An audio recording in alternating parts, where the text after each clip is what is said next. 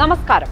എറണാകുളത്ത് നിന്ന് ഷൊർണൂരിലേക്കുള്ള പാസഞ്ചറിൽ 2011 ഫെബ്രുവരി 1 കയറിയ പെൺകുട്ടി 2025 നവംബർ 2 തിരുവനന്തപുരത്തേക്കുള്ള കേരള എക്സ്പ്രസിൽ കയറിയ ശ്രീകുട്ടി. ഇതിനിടയിൽ എത്രയെത്ര അതിക്രമങ്ങൾ. സ്ത്രീ സുരക്ഷയ്ക്ക് വേണ്ടി എന്തെല്ലാം ഒരുക്കിയെന്ന് റെയിൽവേ പറഞ്ഞാലും അതൊന്നും ഫലപ്രദമാകുന്നില്ല എന്ന് പഠിപ്പിക്കുകയാണ് അനുഭവങ്ങൾ. സന്ധ്യ കഴിഞ്ഞാൽ ജീവൻ കയ്യിൽ പിടിച്ചാണ് സ്ത്രീകൾ ട്രെയിനിൽ കയറുന്നത്. ദുരനുഭവങ്ങളുടെ പാളങ്ങളിലാണ് അവരുടെ ഓരോ യാത്രയും. സ്ത്രീകളെ തനിച്ചു ട്രെയിനിൽ അയക്കേണ്ടി വരുന്നവർ ആധി കൊണ്ടാണ് വീടുകളിൽ ഇരിക്കുന്നത്. ഷൊർണൂർ പാസഞ്ചറിലെ പെൺകുട്ടിക്കും കേരള എക്സ്പ്രസിലെ ശ്രീകുട്ടിക്കും ഉണ്ടായ സംഭവങ്ങൾ ഒറ്റപ്പെട്ടതല്ല. ജീവൻ അപായപ്പെടുത്തുന്ന വിധത്തിലേക്ക് മാറാത്തതുകൊണ്ട് പലതും വാർത്തയാകുന്നില്ല എന്നേയുള്ളൂ. റെയിൽവേ പോലീസിനും TTE-മാർക്കും ദിവസവും എന്നതുപോലെ പരാതികൾ ലഭിക്കുന്നുണ്ട്. പരാതിപ്പെടാത്തവരും നിരവധിയുണ്ട്. മദ്യപിച്ചും മയക്കുമരുന്ന് ഉപയോഗിച്ചും സ്വബോധം പോയവർ മാത്രമല്ല അതിക്രമികൾ. ട്രെയിനിൽ സ്ത്രീകളെ എന്തും ചെയ്യാം എന്ന് കരുതുന്ന ദിവസവും യാത്ര ചെയ്യുന്ന അനേകരുണ്ട്. അവരിൽ പലരുടെയും യാത്ര ഇത്തരം കടന്നുകയറ്റങ്ങൾ നടത്താൻ മാത്രമാണ്. ഷൊർണൂർ പാസഞ്ചറിലെ വധക്കേസിനു ശേഷം എന്തെല്ലാം നിർദ്ദേശങ്ങളാണ് ഹൈക്കോടതി നൽകിയത്? അതൊന്നും നടപ്പായില്ല എന്നാണ് തുടർന്നുണ്ടാകുന്ന അനുഭവങ്ങൾ കാണിക്കുന്നത്. സ്പോട്ട്ലൈറ്റ് ആരംഭിക്കുന്നു. ആര് രക്ഷിക്കും ട്രെയിനിൽ കയറുന്ന സ്ത്രീകളെ? ട്രെയിനുകളിൽ നടപ്പാക്കാതെ പോയ നിരവധി നിർദ്ദേശങ്ങളുണ്ട്. ഔദ്യോഗിക തലത്തിൽ തന്നെ അട്ടിമറിച്ച നിർദ്ദേശങ്ങളുമുണ്ട്. ഷൊർണൂരെ പെൺകുട്ടിയുടെ ദുരനുഭവത്തിന് ശേഷം ഏർപ്പെടുത്തിയ പ്രധാന തീരുമാനമായിരുന്നു എസ്കോർട്ട്. വനിതാ കമ്പാർട്ട്മെന്റുകളിൽ സായുധ വനിതാ പോലീസിന്റെ എസ്കോർട്ടാണ് പറഞ്ഞിരുന്നത്. പല ട്രെയിനുകളിലെയും വനിതാ കമ്പാർട്ട്മെന്റുകൾ തന്നെ എടുത്തു കളഞ്ഞു. അതോടെ എസ്കോർട്ടും ഇല്ലാതായി. ഇപ്പോൾ അപകടമുണ്ടായ കേരള എക്സ്പ്രസിൽ ജനറൽ കമ്പാർട്ട്മെന്റിൽ യാത്ര ചെയ്യുമ്പോഴാണ് ശ്രീകുട്ടിയെ ചവിട്ടി പുറത്തിട്ടത്. RPF-ന്റെ സേവനം ആ കമ്പാർട്ട്മെന്റിൽ ഉണ്ടായിരുന്നില്ല. അക്രമിയെ മറ്റ് യാത്രക്കാരാണ് പിടികൂടിയത്. അവർ തടഞ്ഞു വെച്ചതുകൊണ്ട് മാത്രമാണ് കൊച്ചുവേളി സ്റ്റേഷനിൽ എത്തിയപ്പോൾ പോലീസിന് കൈമാറാൻ കഴിഞ്ഞത്. അങ്ങനെ യാത്രക്കാർ കൈമാറി കഴിഞ്ഞിട്ടും പ്രതി സുരേഷ് കുമാർ കുറ്റം നിഷേധിച്ച് എത്ര മണിക്കൂറാണ് തുടർന്നത്? ഒടുവിലാണ് നുണകളെല്ലാം പൊളിഞ്ഞതും കുറ്റം സമ്മതിച്ചതും. യാത്രക്കാർ തടഞ്ഞു വെച്ചില്ലായിരുന്നെങ്കിൽ പ്രതിയെ കണ്ടെത്താൻ കഴിയുമായിരുന്നോ എന്ന സംശയമാണ്. വൈകിട്ട് 6 മുതൽ പുലർച്ചെ 6 വരെ സുരക്ഷാ എസ്കോർട്ട് എന്ന നിർദ്ദേശം റെയിൽവേ തന്നെ സാങ്കേതികത്വം പറഞ്ഞ് അട്ടിമറിക്കുകയായിരുന്നു. ഇപ്പോഴത്തെ അപകടത്തിലും റെയിൽവേ പറയാൻ പോകുന്ന ന്യായം ജനറൽ കമ്പാർട്ട്മെന്റിൽ സുരക്ഷ നൽകാൻ നിർദ്ദേശമില്ല എന്നാകും. ട്രെയിനിൽ കയറുന്നവരുടെ സുരക്ഷ ഉറപ്പാക്കേണ്ടത് റെയിൽവേയുടെ ഉത്തരവാദിത്തമാണ്. എവിടെ നിന്നും കയറാവുന്ന അക്രമികളെ ഭയന്ന് എത്ര കാലമാണ് യാത്രക്കാർ മുന്നോട്ടു പോവുക? ട്രെയിനിൽ മദ്യവുമായി യാത്ര ചെയ്താൽ പിഴയും തടവും ലഭിക്കാം. എന്നാൽ മദ്യപിച്ച് യാത്ര ചെയ്താൽ ഒന്നും ചെയ്യാൻ കഴിയില്ല. മദ്യപിച്ച് യാത്ര ചെയ്യുന്നവരെ കുറിച്ച് ആരെങ്കിലും പരാതി നൽകിയാൽ മാത്രമേ കേസ് എടുക്കാൻ കഴിയൂ എന്നാണ് നിയമം.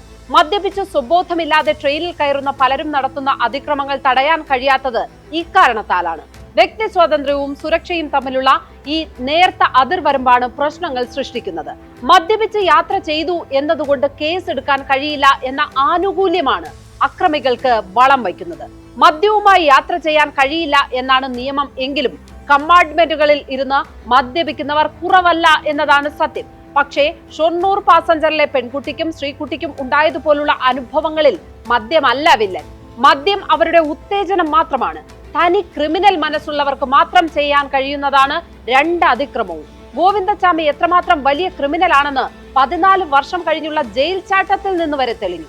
സുരേഷ് കുമാറിന്റെ ക്രിമിനൽ മനസ്സ് വ്യക്തമായത് ശ്രീകുട്ടിക്ക് ഒപ്പമുണ്ടായിരുന്ന പെൺകുട്ടിയെ കൂടി ചവിട്ടി പുറത്താക്കാൻ നോക്കിയപ്പോഴാണ്. ശ്രീകുട്ടിയെ ചവിട്ടി പുറത്താക്കിയത് പെട്ടെന്നുള്ള ദേഷ്യം കൊണ്ടല്ല എന്ന് വ്യക്തമാക്കുന്നതായിരുന്നു അർച്ചന എന്ന പെൺകുട്ടിക്ക് നേരെ നടന്ന ആക്രമണം. സഹയാത്രക്കാർ സമയത്ത് ഇടപെട്ടതുകൊണ്ട് മാത്രമാണ് രണ്ടാമത്തെ പെൺകുട്ടിയെ വീണുപോകാതെ രക്ഷിക്കാൻ കഴിഞ്ഞത്. ശ്രീകുട്ടിയെ ചവിട്ടിപ്പുറത്തിട്ട് 4 മണിക്കൂർ കഴിയും മുമ്പാണ് എറണാകുളത്ത് TTE ആക്രമിക്കപ്പെട്ടത്. TTE കോച്ചിൽ നിന്ന് തള്ളിയിടാനാണ് ശ്രമിച്ചത്. കൊളുത്തിൽ പിടുത്തം കിട്ടിയതുകൊണ്ട് മാത്രമാണ് സുനൂപ് എന്ന TTE വീഴാതെ രക്ഷപ്പെട്ടത്. ടിക്കറ്റ് ചോദിച്ചതിന് TTE വിനോദിനെ ട്രെയിനിൽ നിന്ന് തള്ളിയിട്ട് കൊന്നത് 2 വർഷം മുമ്പാണ്. ടിക്കറ്റ് പരിശോധനയ്ക്ക് വരുന്ന TTE-മാർ ആക്രമിക്കപ്പെടുന്നത് പതിവാണ്. സ്വന്തം സുരക്ഷ പോലും ഉറപ്പില്ലാത്ത ഈ TTE-മാരാണ് ട്രെയിനിൽ സ്ത്രീകളെ രക്ഷിക്കേണ്ടത്. സുരക്ഷ പേടിച്ച് ജനറൽ കമ്പാർട്ട്മെന്റുകൾ പലപ്പോഴും ഇവർ ഒഴിവാക്കുകയാണ് പതിവ്. ജനറൽ കമ്പാർട്ട്മെന്റുകളിൽ പരിശോധന കുറവാണ് എന്നതിനാൽ ക്രിമിനലുകൾ താവളമാക്കുന്ന സ്ഥിതിയും കൂടുതലായുണ്ട്. ശ്രീകുട്ടിക്കുണ്ടായ ദുരനുഭവത്തിന്റെ പൂർണ്ണ ഉത്തരവാദിത്വം റെയിൽവേക്ക് തന്നെയാണ്. ഉത്തരം പറയേണ്ടതും റെയിൽവേയാണ്. ആരുടെയെങ്കിലും അകമ്പടിയോടെ അല്ലാതെ സ്ത്രീകൾക്ക് യാത്ര ചെയ്യാൻ കഴിയില്ല എന്നത് അത്യന്തം ദുഃഖകരമായ സ്ഥിതിയാണ്. റെയിൽവേ പോലീസിന് സുരക്ഷയ്ക്ക് പരിമിതിയുണ്ടെന്ന് നിയമസഭാ സമിതി കണ്ടെത്തിയിരുന്നു. അത്തരം സാഹചര്യങ്ങളിൽ കേരള പോലീസിന്റെ സഹായം തേടണം എന്നായിരുന്നു നിർദ്ദേശം. റെയിൽവേ ഇങ്ങനെ സഹായം ആവശ്യപ്പെട്ടാലാണ് കേരള പോലീസിന് നൽകാൻ കഴിയുക. എന്നാൽ റെയിൽവേയുടെ ഭാഗത്ത് നിന്ന് സഹായം ചോദിച്ച് സന്ദേശങ്ങൾ വരാറില്ല എന്നാണ് കേരള പോലീസ് വിശദീകരിക്കുന്നത്. അതുകൊണ്ട് തന്നെ കേരള പോലീസിന്റെ പ്രത്യേക സംഘത്തെ നിയോഗിക്കണം എന്ന നിർദ്ദേശം നടപ്പായതുമില്ല. വനിതാ കമ്പാർട്ട്മെന്റുകൾ ട്രെയിനിന്റെ മധ്യത്തിലേക്ക് മാറ്റണം എന്നാണ് ഹൈക്കോടതി നിർദ്ദേശിച്ചിരുന്നത്. ഇത് പലപ്പോഴും നടപ്പായില്ല. എന്നാൽ വനിതാ കമ്പാർട്ട്മെന്റുകൾ ഇല്ലാത്തപ്പോൾ ജനറൽ കമ്പാർട്ട്മെന്റുകൾ ട്രെയിനിന്റെ മധ്യഭാഗത്തേക്ക് മാറ്റണം എന്ന് യാത്രക്കാർ നിരന്തരം ആവശ്യപ്പെടുന്നുണ്ട്. ഇതും നടപ്പായില്ല. സ്റ്റേഷനുകളിൽ എത്തുമ്പോൾ ശ്രദ്ധ കിട്ടുന്നതിനും സുരക്ഷിതമായി ഇറങ്ങുന്നതിനും ഇത് അനിവാര്യമാണ്. സ്റ്റേഷനുകളിലെ ഇരുട്ടുമൂലകളിലാണ് പലപ്പോഴും അവസാനത്തെ കമ്പാർട്ട്മെന്റുകൾ നിർത്തുക. അതുകൊണ്ട് തന്നെ അക്രമികൾക്ക് വളരെ സഹായകരവുമാണ് ഈ സംവിധാനം. KSRTC ബസ്സിൽ സ്ത്രീകൾക്ക് നേരെ അതിക്രമമുണ്ടായാൽ ഇടപെടാനുള്ള ബാധ്യത കണ്ടക്ടർക്കും ഡ്രൈവർക്കുമുണ്ട്. യാത്രക്കാരി പരാതി നൽകിയില്ലെങ്കിൽ പോലും പ്രതിയെ അടുത്ത സ്റ്റേഷനിൽ എത്തിക്കേണ്ട ഉത്തരവാദിത്തമുണ്ട്. റെയിൽവേയുടെ കാര്യത്തിൽ ഇങ്ങനെ ആർക്കും ഉത്തരവാദിത്തമില്ല. ഓരോ കോച്ചിലും ഉത്തരവാദിത്തമുള്ള ഉദ്യോഗസ്ഥർ ഉണ്ടാകുന്ന കാലത്ത് മാത്രമേ ട്രെയിനുകളിലെ അതിക്രമം അവസാനിക്കുകയുള്ളൂ. ജീവനക്കാരുടെ എണ്ണം കുറവാണ് എന്ന ന്യായവുമായി സുരക്ഷയിൽ വിട്ടുവീഴ്ച ചെയ്യുന്നത് അംഗീകരിക്കാനാവില്ല. സാങ്കേതിക സംവിധാനങ്ങൾ വികസിച്ച ഇക്കാലത്ത് ഡിജിറ്റൽ മോണിറ്ററിംഗ് എങ്കിലും സാധ്യമാക്കണം. ഓരോ കമ്പാർട്ട്മെന്റുകളിലും CCTV സ്ഥാപിച്ചാൽ മാത്രം പോരാ, അവയെല്ലാം തത്സമയം പരിശോധിക്കപ്പെടുകയും വേണം. ട്രെയിനിൽ യാത്ര ചെയ്യുന്നവർ സ്വന്തം ജീവൻ പണയം വെച്ച് യാത്ര ചെയ്യേണ്ട സ്ഥിതി ഇനി ഉണ്ടാകാൻ പാടില്ല. സ്പോട്ട്ലൈറ്റ് നാളെ ഇതേ സമയം മറ്റൊരു വിഷയവുമായി. നമസ്കാരം.